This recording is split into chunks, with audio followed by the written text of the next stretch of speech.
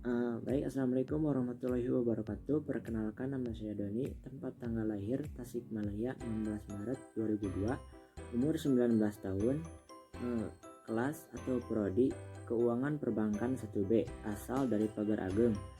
Dalam video kali ini saya akan menjelaskan sedikit tentang teknologi informasi dan komunikasi, yang materinya adalah 1. Pengertian teknologi informasi dan komunikasi.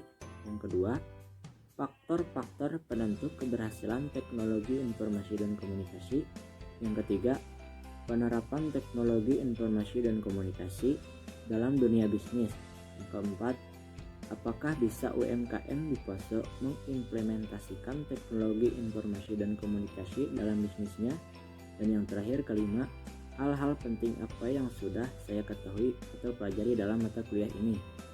Sebelum masuk ke materi, perlu kita ketahui bahwa zaman sekarang ini adalah zaman modern. Hampir semua hal bisa dilakukan dari rumah, dari mulai berbayar semua tagihan, baik berupa tagihan listrik, telepon, internet, TV berbayar, PAM, dan lain-lain. Semua bisa dilakukan dengan secara online.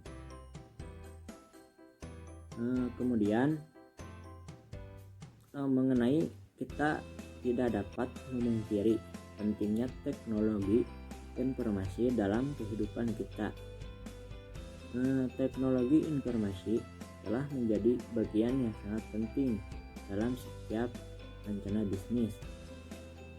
Hampir dari seluruh perusahaan, baik skala besar maupun kecil, menggunakan teknologi informasi sebagai salah satu aktivitas yang sangat dibutuhkan untuk memberikan peningkatan terhadap layanan bisnis yang mereka kelola. Kemudian yang materi pertama, apakah teknologi informasi dan komunikasi itu? Jawabannya yaitu teknologi informasi dan komunikasi adalah payung besar terminologi yang mencakup seluruh peralatan teknis untuk memproses dan menyampaikan informasi. Teknologi informasi dan komunikasi mencakup dua aspek, yaitu teknologi informasi dan teknologi komunikasi. Mengenai teknologi informasi dan komunikasi, yaitu yang pertama, teknologi informasi adalah meliputi segala hal yang berkaitan dengan proses penggunaan sebagai alat bantu, manipulasi, dan pengelolaan informasi. Sedangkan teknologi komunikasi adalah segala sesuatu yang berkaitan dengan penggunaan alat bantu untuk memproses dan mentransfer data dari perangkat yang satu ke lainnya. Yang kedua, faktor penentu keberhasilan. Ada 5 faktor penentu keberhasilan teknologi informasi menurut Suekartawi 2003, yaitu 1. Dibutuhkan infrastruktur yang memungkinkan akses informasi di manapun dengan kecepatan yang mencukupi. 2.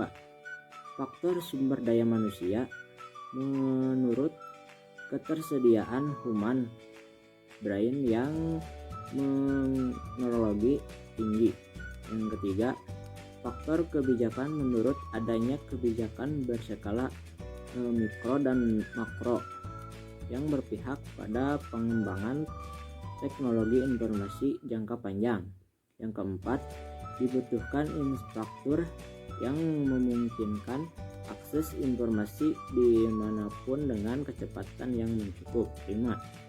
Faktor konten dan aplikasi menurut adanya informasi yang disampaikan pada orang, tempat, dan waktu, yang serta ketersediaan aplikasi untuk menyampaikan konten tersebut dengan nyaman pada penggunanya. Dan yang ketiga, penerapan dan peran TIK atau teknologi informasi dan komunikasi dalam dunia bisnis. Penerapan teknologi informasi dan komunikasi dalam bidang bisnis. Dalam dunia bisnis, teknologi informasi dan komunikasi sangat penting terutama untuk menciptakan produk baru yang lebih bagus dari produk sebelumnya. Hampir semua bisnis memanfaatkan teknologi informasi dan komunikasi. Saat ini banyak dilakukan jual beli secara online atau dikenal dengan bisnis online.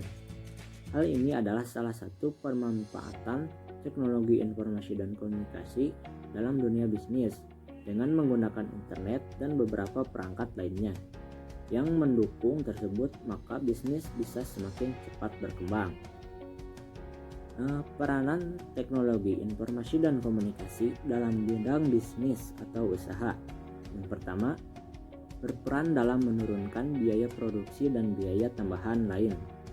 Yang kedua, berperan dalam memperkirakan risiko yang terjadi di masa mendatang. Dan yang ketiga, berperan dalam menarik perhatian konsumen. Yang keempat, berperan dalam munculnya. 4. Apakah bisa UMKM di Poso mengimplementasi TIK dalam bisnisnya? Nah, jawabannya adalah ya, tentu saja bisa, karena masyarakat Poso memiliki kreativitas yang beragam.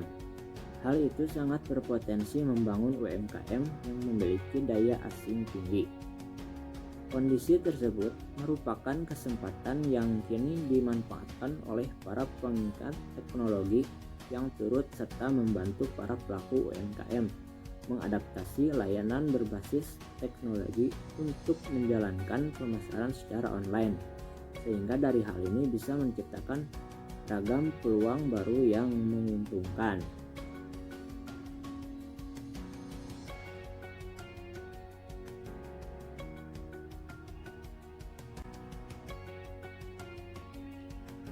Kemudian yang terakhir, kelima, hal-hal penting apa yang sudah saya pelajari dalam mata kuliah ini.